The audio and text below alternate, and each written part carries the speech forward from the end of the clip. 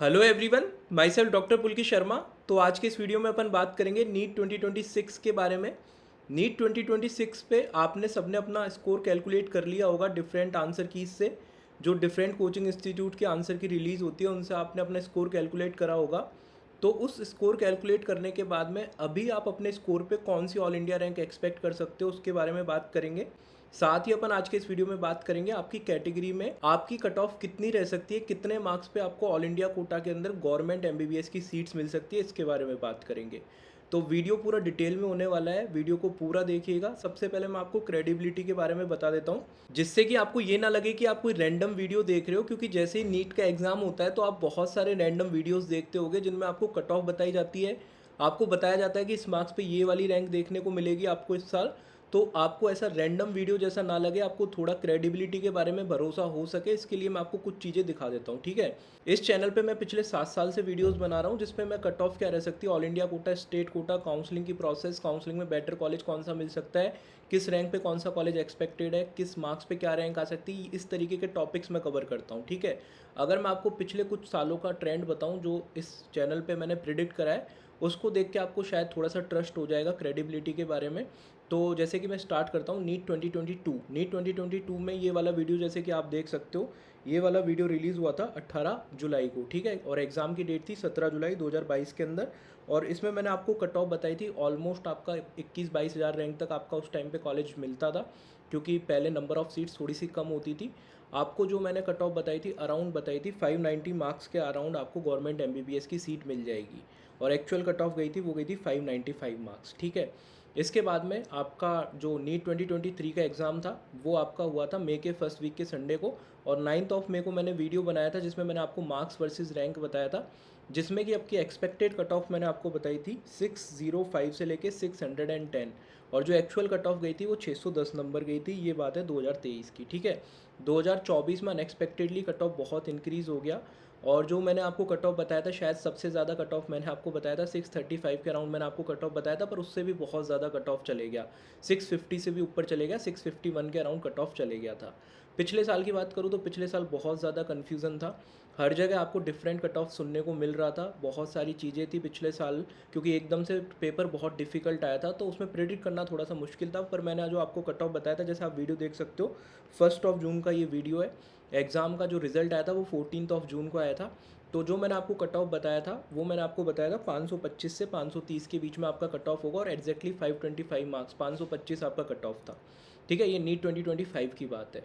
तो ये सारी चीज़ें मैंने आपको पहले इसलिए बताई हैं कि आपको कोई रैंडम वीडियो ना लगे, आप थोड़ा सा क्रेडिबिलिटी पे भरोसा कर पाओ, क्योंकि बहुत सारी चीज़ें अभी आपको देखने को मिलेगी। कोई क्या कट ऑफ बता रहा है, कोई किस तरीके से कट ऑफ बता रहा है, कोई मार्क्स पे कौन सी रैंक बता रहा है, कोई दूसरा अलग तरीके से बता रहा है। तो आई गेस अभी इन सब चीज़ों को देखने के बाद आपको थोड़ा सा क्रेडिबिलिटी पे भरोसा हो गया होगा। अब अपन बात करते हैं नीट 2026 के बारे में। नीट 2026 में क्या कट ऑफ रह सकती है और कितने मार्क्स पे आपकी कौन सी रैंक आ सकती है, जिसको देखने के लिए आपने मेनली ये वीडियो स्टार्ट किया, उसके बारे में अपन बात करते हैं, ठीक है। नीट 2026 की अगर मैं बात करूं तो तीनों सेक्शन पिछले साल की तुलना में आसान थे, आपने भी रियलाइज़ करा होगा। स्पेशली अगर मैं फ़िज़िक्स की बात करूं, जिसकी वजह से कट ऑफ बहुत नीचे चले गया था पिछले साल, इस बार फिज़िक्स बहुत आसान था। पिछले कुछ सालों में सबसे आसान फिज़िक्स आपको देखने को मिला है। तो फिज़िक्स की वजह से कट ऑफ आपका पिछले साल बहुत नीचे आया था, इस बार आपका फिज़िक्स की वजह से, आसान होने की वजह से कट ऑफ ऊपर की तरफ जाएगा। बायोलॉजी की बात करूँ तो फुल एनसीईआरटी बेस्ड बायोलॉजी का पेपर था, और जब तक एनसीईआरटी से बायोलॉजी का पेपर आएगा, और जो कि आना भी चाहिए, तब तक आप देखोगे कि बच्चे बायोलॉजी में बहुत अच्छा स्कोर करेंगे, क्योंकि नीट के अंदर बहुत ड्रॉपर्स होते हैं जिनको बायोलॉजी एनसीईआरटी बिल्कुल रटी हुई होती है। तो आप देखोगे कि बायोलॉजी में हमेशा बच्चे अच्छा स्कोर करते हैं। तो बायोलॉजी का पेपर इस साल पूरा एनसीईआरटी बेस्ड था। इसके अलावा अगर केमिस्ट्री की बात करूँ तो केमिस्ट्री भी ज़्यादा टाइम टेकिंग नहीं था।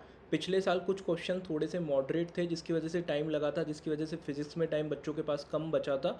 इस वजह से फिजिक्स में ज़्यादा पैनिक हो गया था। पेपर तो डिफिकल्ट था ही फिजिक्स का, इसके अलावा टाइम भी कम बचा था। बायोलॉजी केमिस्ट्री थोड़े से लेंथी थे। अगर मैं बात करूं फिजिक्स की तो सारा पेपर आपका आसान था। इसके अलावा बच्चों के पास बहुत ज़्यादा टाइम बचा। पिछले साल बायोलॉजी केमिस्ट्री में थोड़ा सा टाइम लग गया था, स्पेशली बायोलॉजी में काफ़ी लेंथी क्वेश्चंस थे, असर्शन रीजन के काफ़ी सारे क्वेश्चंस थे पिछले साल, जिसकी वजह से टाइम कंज्यूमिंग हो गया था, जिसकी वजह से फिजिक्स में टाइम नहीं मिल पाया था। इस बार दोनों ही चीज़ें बच्चों के फेवर में हो गई कि पेपर भी आसान था, क्वेश्चंस का लेवल भी काफ़ी आसान था। इसके अलावा टाइम भी बहुत सारा मिला। बायोलॉजी और केमिस्ट्री थोड़ा सा कम लेंदी होने की वजह से टाइम भी काफ़ी मिला, जिसकी वजह से बच्चों का फिजिक्स में स्कोर भी अच्छा है। अगर मैं बात करूँ एक गुड स्कोर क्या है, एक अच्छा स्कोर क्या है इस पेपर में, जिससे कि आप सिलेक्शन रेंज में अपने आप को फील कर सकते हैं। मार्क्स वर्सेस रैंक तो मैं बताऊंगा, बट जो पेपर का लेवल था उसके अकॉर्डिंग मैं आपको बताऊंगा कि एक ऐसा स्कोर क्या है जिससे कि आप अच्छा फील कर सकते हैं कि आपने इस सब्जेक्ट में इतना स्कोर कर दिया तो आप थोड़ा सा सिलेक्शन रेंज में आ जाएंगे। देखो ये आइडियल नहीं है, किसी स्टूडेंट के बायोलॉजी में हो सकता है 360 भी आए, ठीक है, फिजिक्स में उसी स्टूडेंट के 100 मार्क्स भी आए और फिर भी वो सेलेक्ट हो जाए। बट एक आइडियल स्कोर जो मैंने आपको पिछले साल भी बताया था, जिसमें मैंने आपको फिजिक्स का आइडियल स्कोर बताया था 70 से 75 नंबर आ रहे हैं, तो आपने बहुत अच्छा करा है पेपर के लेवल के हिसाब से। तो इस साल का आइडियल स्कोर अगर मैं बताऊं पेपर के लेवल के हिसाब से, तो बायोलॉजी में अगर आपने 335 या उससे ऊपर स्कोर करा है तो अच्छा स्कोर है, सिलेक्शन रेंज वाला स्कोर है। केमिस्ट्री में 150 से ऊपर, 150 से ऊपर जो भी स्कोर है अच्छा स्कोर है। फिजिक्स में 145 से ऊपर जो भी स्कोर है अच्छा स्कोर है। तो इस तरीके से अगर आपका 630 से ऊपर स्कोर है तो आप बहुत अच्छा स्कोर किया आपने इस पेपर के अकॉर्डिंगली, और आप सिलेक्शन रेंज में अपने आप को महसूस कर सकते हो। अब अपन बात करते हैं जो मार्क्स आपने कैलकुलेट करें डिफरेंट कोचिंग इंस्टीट्यूट की आंसर की से, उसके अकॉर्डिंगली जिन मार्क्स को आपने कैलकुलेट करा है उस पर आप कौन see all India rank expect कर सकते हो, उसके बारे में अपन बात करते हैं।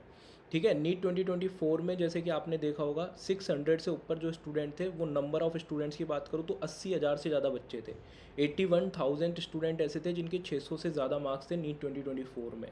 तो नीट 2025 को तो अपन कंपेयर कर ही नहीं सकते नीट 2026 के पेपर से, क्योंकि 2025 का पेपर तो बहुत डिफिकल्ट था। दूसरा, अपन नीट 2024 को भी एग्जैक्टली कंपेयर नहीं कर सकते नीट 2026 से। शायद इस बार आपको 81,000 स्टूडेंट नहीं देखने को मिले 600 से ऊपर।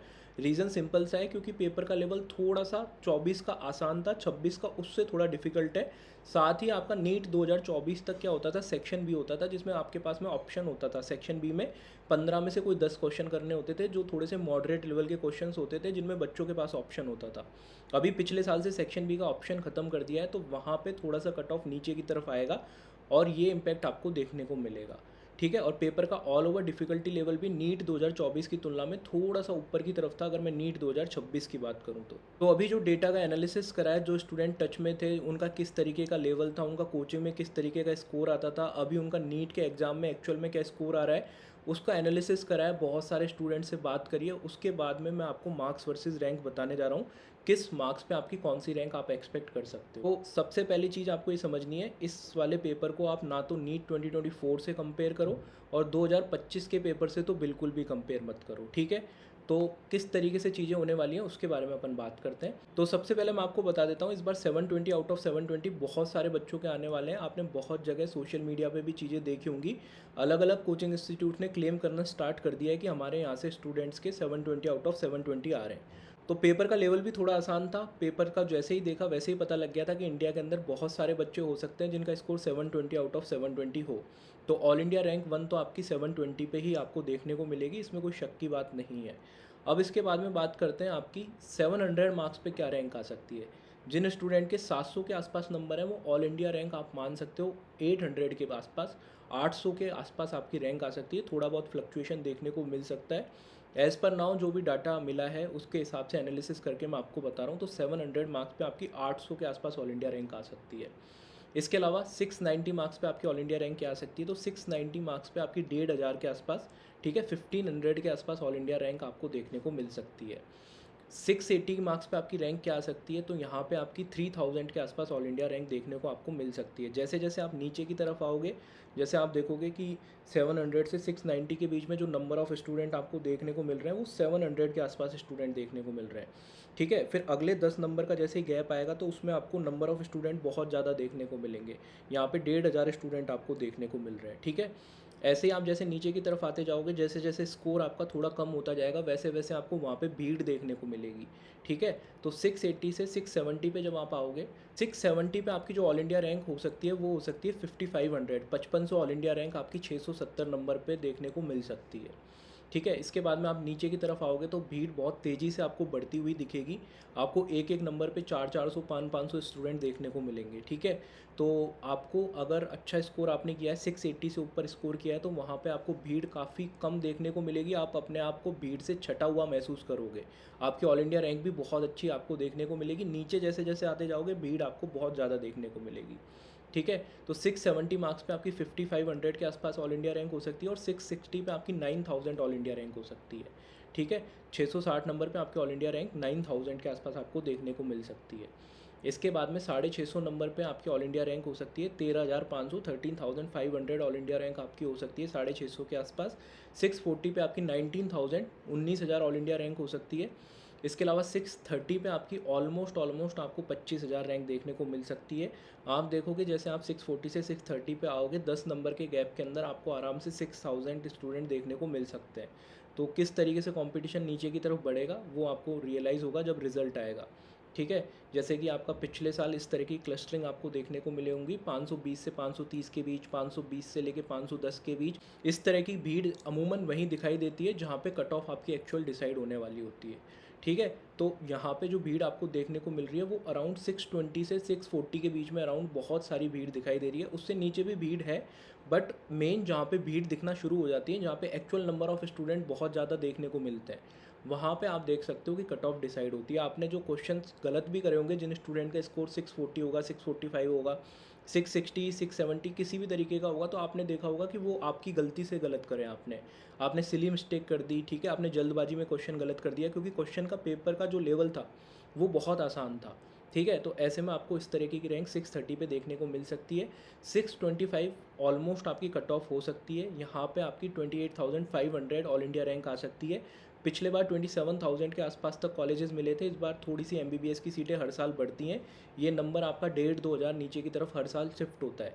ठीक है, तो कुछ पुराने कॉलेजेस हैं जिनमें नंबर ऑफ़ सीट्स बढ़ेंगी, कुछ नए कॉलेजेस हैं जिनको परमिशन मिलेगी एनएमसी से, नए कॉलेजेस ओपन होंगे, नए गवर्नमेंट एमबीबीएस की सीट्स इंक्लूड होंगी, जिससे कि आपकी जो ऑल इंडिया रैंक है वो नीचे की तरफ शिफ्ट होती है। मार्क्स थोड़ा सा फ्लक्चुएट कर सकता है पेपर के लेवल के हिसाब से।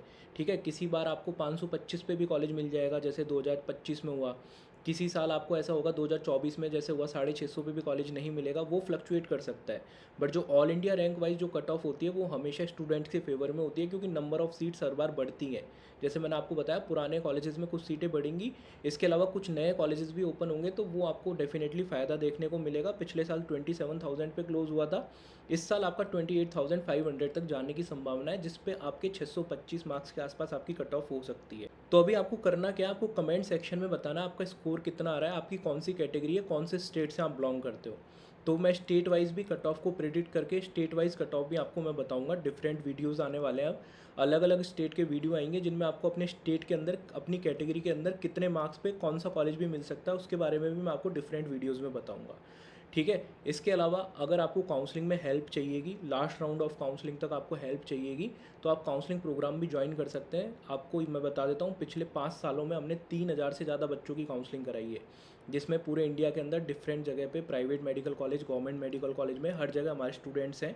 वहाँ से हम डाटा भी कलेक्ट करते हैं, हमको हर कॉलेज की इंटरनल नॉलेज है, कॉलेज किस तरीके के हैं, कॉलेज में क्या क्या प्रॉब्लम्स हैं, तो उसके अकॉर्डिंग हम आपको हेल्प करते हैं कि आपको किस तरीके से अपने मार्क्स और अपनी रैंक के हिसाब से कॉलेजेस की प्रेफरेंस किस तरीके से देनी है, आपकी रैंक के हिसाब से आपको बेस्ट कॉलेज कहाँ पे मिल सकता है, गवर्नमेंट मेडिकल कॉलेज हो या फिर आपके बजट्स के हिसाब से आपको बेस्ट प्राइवेट मेडिकल कॉलेज आपके स्कोर पे कहाँ मिल सकता है। उस काउंसलिंग प्रोसेस में हम लास्ट राउंड तक आपको गाइड करते हैं। बहुत सारे स्टूडेंट होते हैं जो अलग अलग स्टेट से बिलोंग करते हैं, किसी स्टेट की स्टेट कोटा की कट ऑफ ऑल इंडिया से ज़्यादा है, किसी की ऑल इंडिया कोटा से कम है, तो सबकी प्रॉब्लम्स अलग अलग हैं, सबकी सिचुएशन थोड़ी अलग अलग होती हैं। किसी स्टूडेंट को ऑल इंडिया कोटा में भी सीट मिल रही होती है, किसी को स्टेट कोटा में भी मिल रही होती है।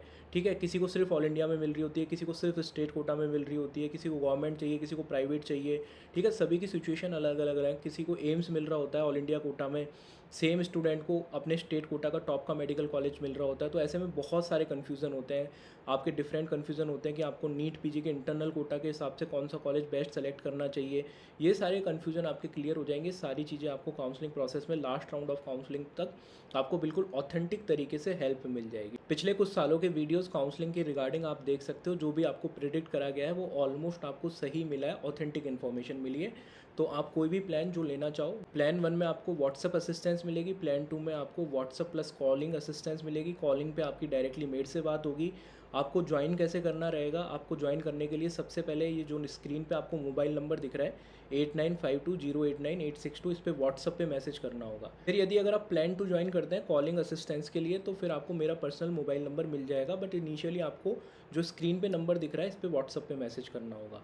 प्लान 1 के अंदर भी व्हाट्सअप पे चैट आपकी मेल से ही होगी, प्लान 2 के अंदर आपकी कॉलिंग पे बात भी मेल से होगी डायरेक्टली। ये सभी फीचर्स आपको मिल जाएंगे लास्ट राउंड ऑफ काउंसलिंग तक। जो भी आपकी काउंसलिंग की प्रॉब्लम है, क्योंकि थोड़ा सा लंबा प्रोसेस होता है, 2-3 महीने का ये पूरा प्रोसेस चलता है, तो उसमें पूरे काउंसलिंग प्रोसेस में आपको गाइड करा जाएगा जब तक कि आपको अपने रैंक के हिसाब से बेस्ट कॉलेज नहीं मिल जाता, या फिर आपके बजट के हिसाब से आपको बेस्ट कॉलेज नहीं मिल जाता अगर आप प्राइवेट की काउंसलिंग कराना चाहते हैं तो। ठीक है। इसके बाद में अगर मैं बात करूं कट ऑफ आपकी क्या रह सकती है, कट ऑफ अगर मैं बताऊं तो इस साल की कट ऑफ जनरल कैटेगरी की 625 के आसपास रह सकती है, ओबीसी की भी जनरल के बराबर ही रहती है तो 625 ओबीसी की रह सकती है, ईडब्ल्यूएस की 621 के अराउंड रह सकती है, एससी कैटेगरी की 538 के आसपास रह सकती है और एसटी कैटेगरी की 522 के आसपास रह सकती है। ये आपकी कट ऑफ है। एक्चुअल कट ऑफ रिज़ल्ट के बाद ही पता चलेगी, बट ये जो मैं आपको बता रहा हूँ, जैसे मैंने आपको पिछले कुछ सालों में भी आपको मैंने एक्सपेक्टेड कट ऑफ बताई है और अराउंड वही कट ऑफ रही है, तो आप थोड़ा सा भरोसा कर सकते हो कि ये जो मैंने आपको कट ऑफ बताई है वो थोड़ा सा डाटा एनालिसिस करके और बहुत सारे एक्सपीरियंस के बेस पे ये सारी चीज़ें बताई है। तो आई होप आपको ये वीडियो पसंद आया होगा। आपकी कोई भी क्वेरी है तो आप व्हाट्सअप पे मैसेज कर सकते हैं रिगार्डिंग काउंसलिंग प्रोग्राम ज्वाइन करने के। इसके अलावा आपको कोई डाउट है तो आप कमेंट सेक्शन में भी पूछ सकते हैं। कमेंट सेक्शन में भी आपका स्कोर कितना आ रहा है, क्या आपकी कैटेगरी है, किस स्टेट से आप बिलोंग करते हैं, ये भी आप बता सकते हैं। और कमेंट सेक्शन में भी मैं ज़्यादा से ज़्यादा स्टूडेंट्स का रिप्लाई करने की कोशिश करूँगा। Thanks for watching the video. मिलते हैं किसी अगले वीडियो में। बाय।